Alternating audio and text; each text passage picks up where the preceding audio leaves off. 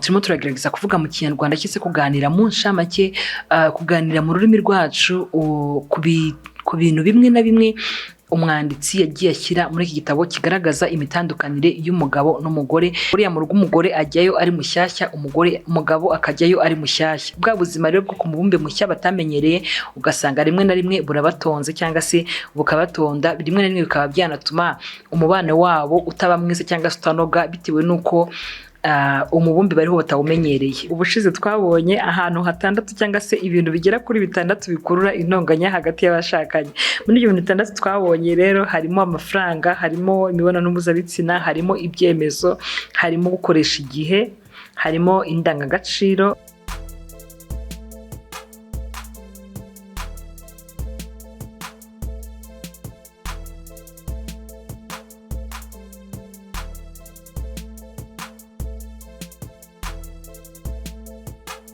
Muraho neza, ikaze mwese nanone kuri Flabani Usho TV. Imana ibaho umugisha, aho tuganira byinshi ku muryango, byinshi mu rugo. Ubushize mu kiganiro duheruka gukora kuri iki gitabo, turimo turagerageza kuvuga mu Kinyarwanda cyese kuganira mu nshamake, kuganira mu rurimi rwacu ku bintu bimwe na bimwe umwanditsi yagiye ashyira muri iki gitabo kigaragaza imitandukanire y'umugabo n'umugore, aho tubona ko umwanditsi w'iki gitabo yifashishije imibumbe itandukanye, avuga ko umugabo aturuka ku mubumbe umwe, umugore agaturuka ku wundi mubumbe, hanyuma bagahurira mu buzima bushyashya kuri bo, ntibajye muri wa mubumbe umugore yarasanzwe cyangwa umugabo, ahubwo bakajya ku wundi mubumbe mushyashya ariho twita mu rugo. Buriya mu rugo umugore ajyayo ari mushyashya, umugabo akajyayo ari mushyashya. Bwa buzima rero bwo ku mubumbe mushya batamenyereye, ugasanga rimwe na rimwe burabatonze cyangwa se bukabatonda, rimwe na rimwe bikaba byanatuma umubano wabo utaba mwiza cyangwa se utanoga bitewe n'uko umubumbe bariho batawumenyereye, bitewe n'uko ubuzima bwo kuri uwo mubumbe bubabereye bushya. Ubuzima bwo kuri uwo mubumbe bose bubabereye bushya, aho dusanga umugabo yinjira mu nshingano z'umugabo, umugore akinjira mu nshingano z'umugore, ariko rimwe na rimwe bakibagirwa cyangwa se rimwe na rimwe ntibasobanukirwe n'imiterere mishyashya, cyangwa se ntibasobanukirwe no kubana n'undi muntu utari wowe. Akenshi rero usanga kubana n'undi muntu utari wowe bivuna, ariko nubwo bivuna ni byiza, kuko haba hari impamvu nziza yabateye gushakana, hari impamvu nziza yatumye umugabo ava aho yarari n'umugore akava aho yarari, bakabana bakemeza kuba umuryango cyangwa se bakemera gukora urugo. Ya mpamvu nziza rero yatumye tubana, ya mpamvu nziza yatumye ubana n'uwo mubana, ya mpamvu nziza ntaho yagiye, nayo ugomba kuyiha agaciro. Ya mpamvu nziza yatumye wiyemeza kubana nawe, iyo mpamvu nziza yagusunitse kubana nawe, iyo mpamvu nziza iracyahari, yanagufasha gukemura amakimbirane cyangwa se iya mpamvu nziza yatwikira icyo uri kubona kitari cyiza uyu munsi. Ubwo duheruka kuganira kuri kino gitabo rero, hari benshi batwandikiye baratubwira ati twebwe intonganya zituruka aha, twebwe intonganya zituruka aha. Ariko ndashimira mwebwe mwese mwatwandikiye ko turi kumwe, turi mu murongo umwe. Bamwe bavuze ko intonganya zituruka cyane ku mafaranga, abavuze amafaranga nibo benshi, abavuze imibonano mpuzabitsina bo ntabwo ari benshi cyane, ariko nanone abandi benshi bavugaga ku bigendanye n'igihe. Harimo na benshi bavuze ku bigendanye n'uburere bw'abana, aho hari umwe wavuze ati ngewe ikigendanye n'abana twakigizeho intonganya bigeze ubwo niyemeza kubyara bakeya. Umubare bari bagezeho sindi buvuge, ariko ati ku buryo niyemeje kubyara bake ku mpamvu zo kwanga ko mpora ntongana n'umugore dupfa abana. Rero intonganya zituruka henshi mu muryango, bibaho. Yenda kugira ngo nsubire inyuma gato mbere yo gukomeza, nsubiye inyuma gatoya, ubushize twabonye ahantu 6 cyangwa se ibintu bigera kuri 6 bikurura intonganya hagati y'abashakanye. Muri ibyo bintu 6 twabonye rero harimo amafaranga, harimo imibonano mpuzabitsina, harimo ibyemezo, harimo gukoresha igihe, harimo indangagaciro z'umuryango cyangwa se z'urugo, habamo abana n'izindi nshingano z'urugo. Ugasanga inshingano mufite ziri kuzana intonganya hagati y'abashakanye. Ibyo ni ibintu rero bigeze kuri 6 twabashije kubona akenshi usanga bikurura intonganya, ariko mu gusoza ikiganiro cy'ubushize twabonye ko umugabo n'umugore dukwiriye kwirinda intonganya, kuko intonganya zigenda zidusenya buhoro buhoro. Intonganya zigenda zisenya umubano w'abashakanye buhoro buhoro. Rero icyiza ni uko muba muri kuvuga imwe muri izi ngingo tuvuze uko ari 6, ni byiza ngo ugerageze kuvugana ijwi rituje, cyangwa se ugerageze kuvuga nta burakari, ugerageze kuvuga mu buryo bushobora gukumira intonganya. Akenshi rero twasanze ko intonganya ziva mu kuba umuntu yumva adakunzwe cyangwa akenera iby'ingenzi bidahagije, cyangwa iby'ingenzi ukeneye bitahagijwe kuri icyo kintu muri kuganira, cyangwa se kuri iyo ngingo muri kuganira. Impamvu haje intonganya ni uko ibyo ukeneye bitagezwe cyangwa se bitahagijwe, ugasanga rero havutse intonganya. Rero tugiye kureba noneho uyu munsi, ubushize twabonye ibyo bintu, cyangwa se twabonye ingingo zishobora kuzana intonganya mu muryango. Uyu munsi tugiye kureba ibintu 4 cyangwa se uburyo 4 abantu bashobora guhoshamo uburakari, ariko ubwo buryo bukaba bwanakomeretsa nanone. Tugiye kureba uburyo 4 abantu bashobora guhoshamo uburakari, ariko nanone ntibunoge, ntibube bukemuye ikibazo. Kuko hari igihe umugabo n'umugore kenshi batongana, ugasanga za ntonganya ahantu zirangiye nabi, cyangwa se zirangiye ntacyo zikemuye. Nyuma rero yo kureba intandaro z'intonganya, tugiye kureba nanone uburyo bune abantu bashobora gukemuramo intonganya, ariko bukaba atari uburyo burambye, cyangwa se bukaba ari uburyo butari buzane nanone igisubizo cyangwa se umutekano mu muryango. Hari uburyo rero bune abantu bashobora guhoshamo uburakari, cyangwa se guhoshamo intonganya. Reka mvugishe intonganya kugira ngo byumvikane neza. Hari ukuntu abantu batongana bakagira uburyo bahosha za ntonganya, ariko nanone ugasanga uburyo uhosheje izo ntonganya ukomerekeje mugenzi wawe, cyangwa uburyo uhosheshemo izo ntonganya nawe biragukomerekeje, bigusigiye ikindi gikomere kitari cyiza kuri wowe. Rero uburyo bwa mbere abantu bahoshamo intonganya, kandi nabwo butari bwiza, nubwo buhari, tuzareba uburyo bwiza wahoshamo intonganya, ariko tugiye kubanza turebe uburyo bumwe na bumwe butanoze abantu bahoshamo uburakari, bikaba byagira icyo byangiza kuri mugenzi wawe, cyangwa se bikaba icyo byangiza kuri wowe ubwawe wakoresheje ubwo buryo bwo guhosha intonganya. Rero uburyo bwa mbere bwo guhosha intonganya abantu bakoresha, cyangwa se abashakanye bakoresha, uburyo bwa mbere ni ukurwana. Gasanga muratonganye, umwe muri mwe akubise mugenzi we, bijya bibaho. Kavuga ati rwose tujya twumva n'imanza rimwe na rimwe ngo namukubise ngo byo kwitabara, ngo byari kwirengera, ngo namukubise ko yanteye umujinya, ngo namukubise ko yarari kuvuga cyane ibi, ngo namukubise ko yanyuriye iki cyabaye ryari. Ugasanga rero umuntu mu kugira ngo ahoshe bwabo za ntonganya ziri hagati yabo, umwe akubise undi, cyangwa se bararwanye. Icyo ni ikintu kibi cyane kandi gikunze kubaho hagati y'umugabo n'umugore. Ubundi buryo ni uburyo bwo guhunga. Kavuga uti umuntu ngo turi gutongana, ndabona izo ntonganya ntaho zibirangire, kanihungire nigendere, ukahita umuva iruhande, ukaba wamara kimwe utavuga cyangwa ukwezi utavuga. Uburyo bwa gatatu ni ukwirengagiza, gusa n'uwirengagiza icyo mwavugagaho. Uburyo bwa kane abantu bakemura intonganya butari bwiza ni ukwibeshyera. Ukaba wakwibeshyera ngo ibi n'ibi kugira ngo wenda ngo izo ntonganya zihagarare, ariko uribeshyeye nawe. Nubwo wibeshyeye hari ikintu biri bukwangizeho, tuzabirebaho neza wenda muri detail.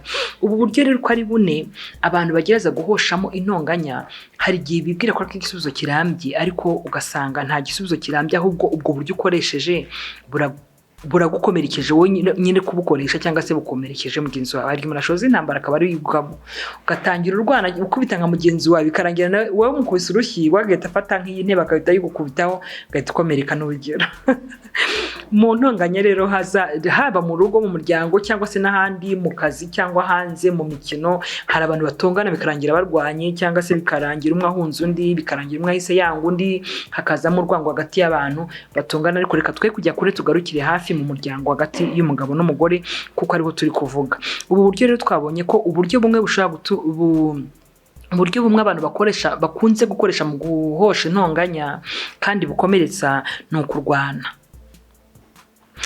Gufata intonganya nk'intambara, kwifata nk'urwana n'umwanzi, uvuga ibintu uhubutse mu ijwi rikangana, mugenzi wawe yatuza ukagira ngo uratsinze, ariko burya uba utsinzwe. Wa muntu wazanye icyitwa intambara, wa muntu wazanye icyitwa kurwana, hari igihe umugabo n'umugore bashaka kuba bari gutongana, umwe agakubita undi, wa wundi ukubiswe atamwishyuye cyangwa wundi ukubiswe ahise arekera aho gutongana, ukagira ngo wowe umukubise ni wowe unesheje cyangwa ni wowe utsinze, ariko burya ntabwo uba utsinze, kuko uburyo ukoresheje ni ubukomeretsa, ntabwo ari uburyo bukemuye intonganya mu buryo burambye cyangwa se mu buryo buzima. Rero nimba mutongana nk'umugabo n'umugore, ukazana icyitwa kurwana, ndamurusha imbaraga, ndi bumukubite ingumi cyangwa igipfunsi cyangwa ndi bufate ikintu nyimukubite, wowe uragira ngo ya ntonganya ukemuye mu buryo bwiza, ntabwo utsinze nta nubwo unesheje, ahubwo uzanye ikindi kintu kibi kirenze za ntonganya.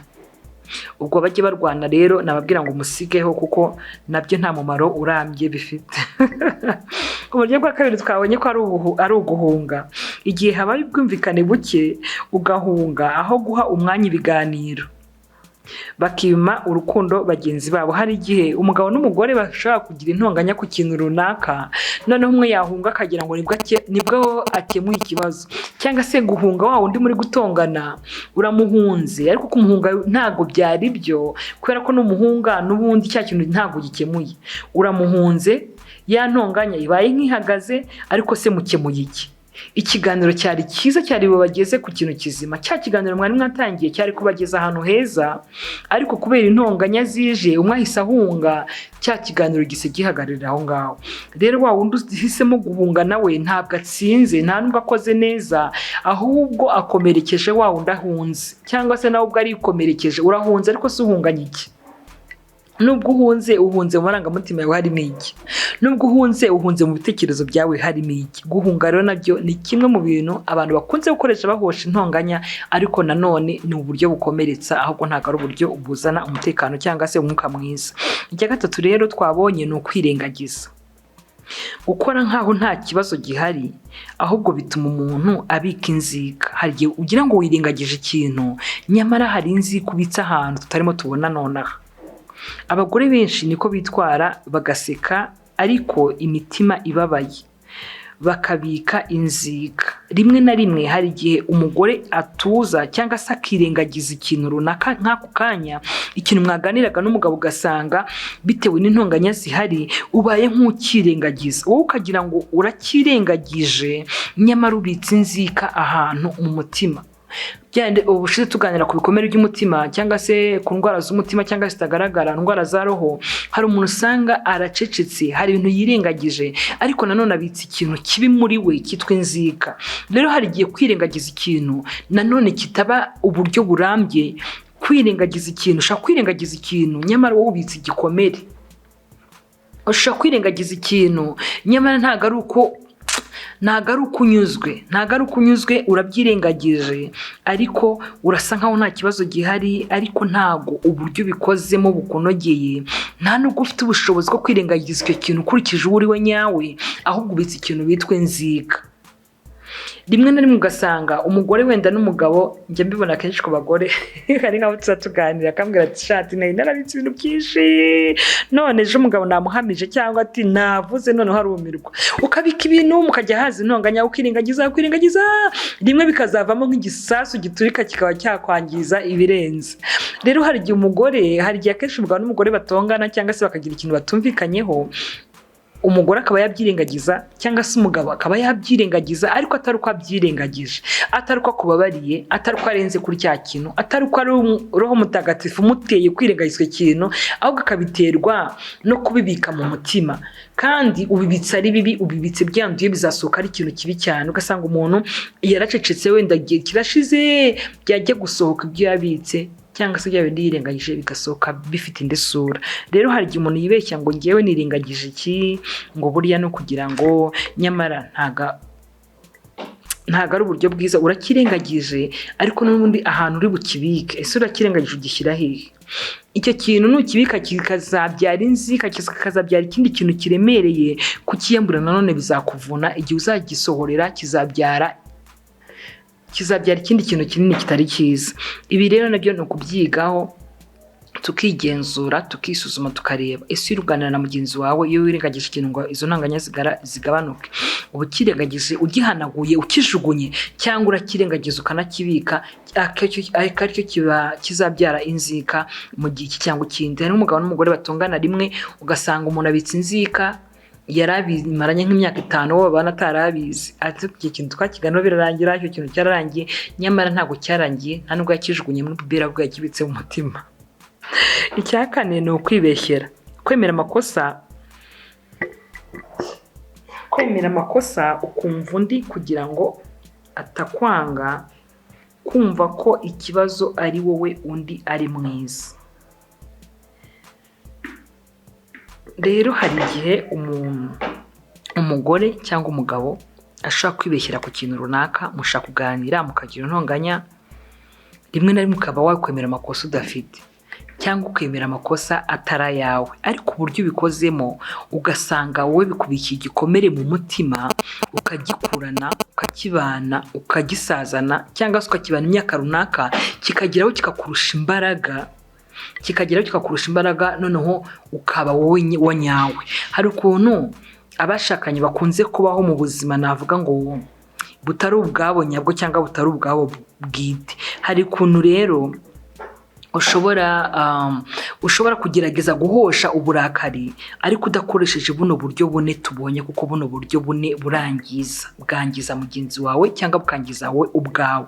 Mu guhosha intonganya rero hagati yawe n'uwo mwashakanye, nimba mwatonganye muri kumwe mu rugo, hari ibintu ukwiriye kwirinda. Wakwirinda kurwana, wakwirinda guhunga, wakwirinda kwirengagiza, wakwirinda kwibeshyera, ahubwo tugashaka imvugo tuganiramo kugira ngo za ntonganya, mu gukemura intonganya tuzikemure mu buryo bwiza cyangwa se tuzikemure mu buryo bunoze kugira ngo butazabyara ikindi kintu kinini. Kuko dushaka guhosha uburakari nabi uyu munsi tugashuhosha intonganya nabi, bikazabyara urwango runini cyangwa se bikazabyara gutandukana nyuma y'ukwezi cyangwa nyuma y'umwaka, bitewe n'uko twanze kuganira neza mu buryo bunoze bw'ikiganiro, cyangwa se kubera ko twahosheje za ntonganya tukazihosha nabi, tugasa nk'abatwikiriye ibintu byinshi.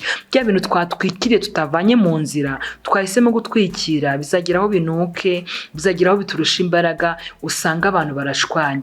Rimwe na rimwe uzajya hari nk'abantu tujya duhura wenda nk'umugabo n'umugore, ugasanga bari mu manza wenda barimo baratandukana, cyangwa se bari mu manza bahuruje abantu ngo babafashe gukemura ibibazo n'ibi, ugasanga ikibazo si cyo kibaye nonaha uyu munsi muri uku kwezi baduhamagaye, ahubwo ugasanga intandaro yabaye nko mu myaka 8 ishize, cyangwa se ugasanga icyo kintu bashwanire uyu mugoroba si cyo nyacyo, ahubwo gushwana kwabo cyangwa izo ntonganya zahereye mu gihe cyabo cy'ubukwe, barabyorosa barirengagiza, bigera ubwo bibarushije imbaraga. Ako kantu k'uyu munsi baguhamagara cyangwa bari kukugaragariza kagaragara, ni akantu gato kabaye intandaro ye byinshi boroshe batabikemuye. Rero ni byiza ngo nimba hari intonganya hagati yawe n'umugore wawe cyangwa hagati yawe n'umugabo, mugerageze kumenya uburyo muhosha cyangwa se mugabanya cyangwa muhagarika izo ntonganya, ariko mudakoresheje uburyo bwo kurwana no kwibeshyera n'ibindi, kuko iyo ubikoresheje nta kiza bigusigira, ahubwo bigusigira ibikomere. Ni byiza rero ngo twirinde gukomeretsanya cyane cyane mu byo tuvuga. Akenshi ugasanga intonganya ziturutse ku ijambo cyangwa se ku ijambo bw'uwo mwashakanye. Tuvuge wenda nk'urugero, wenda kuki wakoze ibi, ahubwo akavuga uko yiyumva. Ni ukuvuga ngo umwashaka kuvuga ati yenda nk'umugabo tuvuga agiye mu kabari, kantanga urwo rugero, umugabo wagiye mu kabari akaza atinze, akamubwira ati kubera iki watinze mu kabari, kubera iki ugeze aya masaha, kubera iki wagiye kunywera aha n'aha, kubera iki utashye saa 9, kubera iki ibi n'ibi, kubera iki ya modoka wayigonze, kubera iki. Ugasanga gutyo, kubera iki yenda twaraye tutavuganye, kubera iki naguhamagaye ukanyitaba, ibintu nk'ibyo.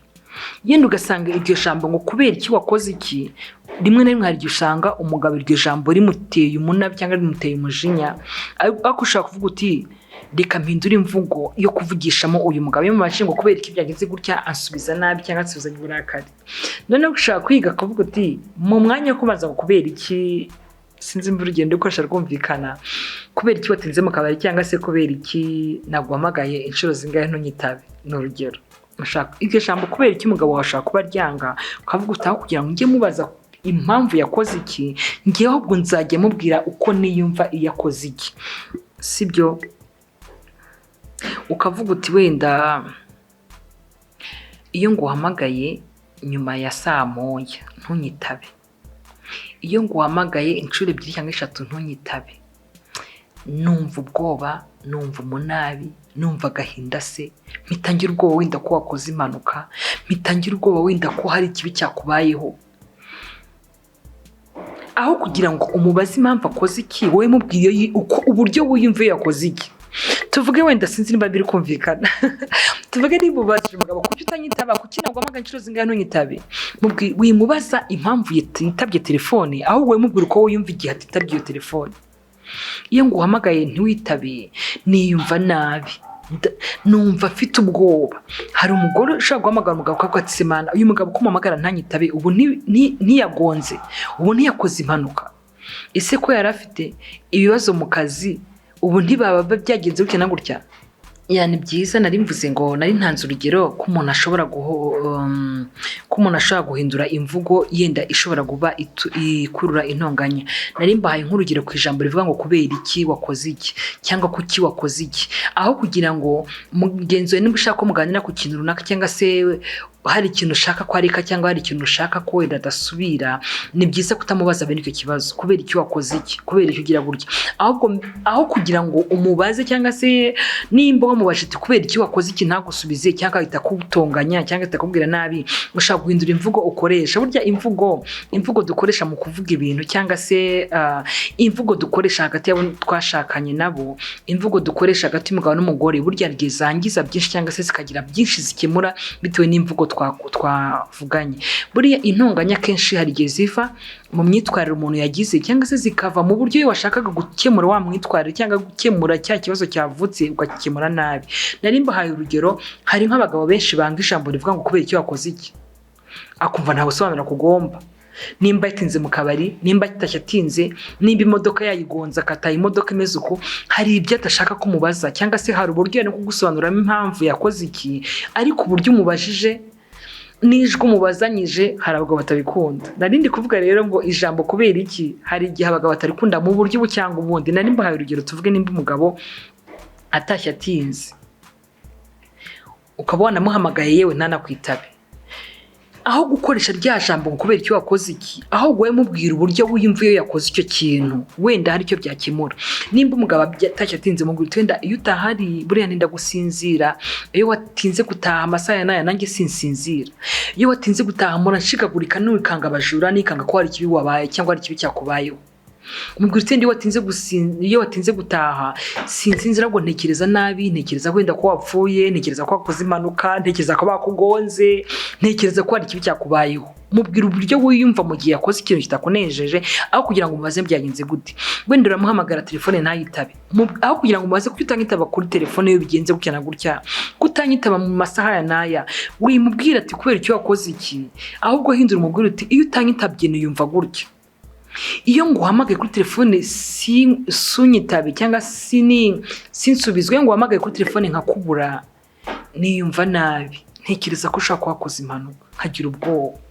Iyo nguhamagaye ntiwitabe kubera ko nzi ko akazi kawe kabamo ibibazo, ntekereza ko hari ikibazo wagize mu kazi.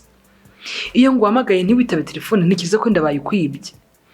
Iyo nguhamagaye ntiwitabe telefone, ntekereza ko hari ikibazo gikomeye cyakubayeho. Icyo kikaba cyaba intandaro yo kuganira muri ubwo buryo bwo kutitaba, mugatangira mukaganira.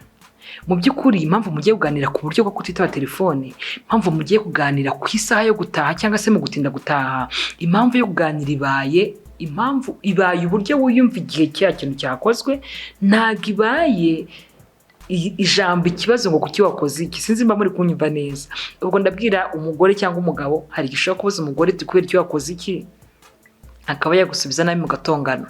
Ariko mugwita niyumva gutya, iyo byagenze gutya, hari igihe hashobora kuvaho ikiganiro kirekire cyangwa se cyiza, udatangije ikibazo, aho gutangije inyiyumvo cyangwa se uburyo wiyumva igihe mugenzi wawe yakoze iki. Umugore ashobora gusohoka mu rugo wenda yambaye ushaka kuba ugiye nko mu rugo, ni urugero ndi gutanga sinzi nimba ari rwo, umushaka kuba mugiye nko mu bukwe bw'umuntu muri kumwe nka couple cyangwa umugabo n'umugore. Umugore wenda akumva muri uwo munsi kimubereye cyiza kwambara ni kola n'agapira cyangwa n'agashati wenda karekare kameze ukuntu, cyangwa se umugore akumva bitewe na style yamenyereye kwambara akumva akumva iyo sorti mugize cyangwa ahantu mugiye arumva yakwiyambarira ipantaro akumva nimuhaye amahoro. Umugabo akamubwira ati sinshaka ko ntungi inyuma wambaye iyo pantaro, ntungi inyuma wambaye kola, sinshaka ko bigenda gutya, kubera iki wambaye nabi, kubera iki wambaye gutya. Ugasanga intonganya ziraje, kandi wenda iyo wari kumubwira neza umwenda ushaka ko yambara yari kuwambara, kuko ubimubwiranye ukuntu ntabyumvishe neza. Gushaka kumubwira uti ahantu tugiye bitewe nuko tugiye aha hantu hameze uku nuko, byari kumbera byiza kugendana nawe wambaye wenda ikanzu, byari kumbera byiza kugenda nawe wambaye igitenge, byari kumbera byiza tugiye wakenyeye ko turabahurira na bashangazi na bashiki barunaka na madamu runaka kandi baraba bambaye umukenyero wenda cyangwa se barabambaye gutya bitewe n'ikirori mugiye bitewe n'ahantu mugiye. Umugore ashaka kwambara gutya cyangwa umugabo akambara gutya, ubwo n'urugero ruto ntanzi. Ushaka umugore wawe yambara umwenda runaka ariko tongo bimubwiranye uburyo bimubwiyemo bigahita bizana agasuzuguro n'intonganya nyinshi hagati yanyu. Nyamara imubwira uti wenda bitewe naho tugiye byaba byiza wambaye gutya kubera impamvu iyi n'iyi, agahita abyumva. Cyangwa se wenda mushaka kujya ahantu wenda bitewe naho mugiye ukabwira umugore wawe uti umunsi niba nashaka kwambara igitenge, ndashaka kwambara ikabutura cyangwa ijipo cyangwa ipantaro bitewe naho mugiye. Hari igihe rero imyambarire iyo umugabo n'umugore bagiye ahantu ishaka guteza n'intonganya mu buryo butari bwo bitewe n'ikintu uburyo ukivuze. Sinzi niba biri kumvikana neza badukurikiye, muraza kudufasha mutwandikire inyunganizi zanyu n'ibitekerezo muduha, nabyo biradufasha burya. Rero nari mvuze ngo hari icyiza waba ushaka kubwira umugore, hari icyiza waba ushaka kubwira umugabo, hari icyiza waba ushaka ko muganiraho, ariko uburyo ukizanye cyangwa uburyo ukizanyemo bise bizana intonganya itari bugire aho igarukira, ugasanga nta kiza bikemuye, nta n'ikiza bizanye. Ni byiza rero mu magambo tuganira nabo tuganira, cyangwa niba ushaka ko muganira ku kintu runaka, uburyo ukizanye cyangwa se uburyo uteruye ikiganiro bishobora kubyara intonganya cyangwa se bikabyara ikiganiro kinoze bitewe n'uko wakizanye. Reka rero dusoreza ahangaha, ubutaha nabwo tuzakomeza kuri kino gitabo. Nanone turi kugenda tureba ibyo umwanditsi yagerageje kwandika cyangwa se kuvuga muri make, kandi dusanga ari ubuzima tubamo bwa buri munsi umunsi ku munsi. Rero ndabashimiye mwebwe mwese mukunda gusoma, mwebwe mwese mukunda kongera ubumenyi bwo musanganywe. Imana ibahe umugisha n'ikaze nanone ku biganiro by'utaha kuri Flabani Official TV. Nibigukundira ufata umwanya usangize bagenzi bawe ibi biganiro. Imana iguhe umugisha naho ubutaha, ndabakunda cyane.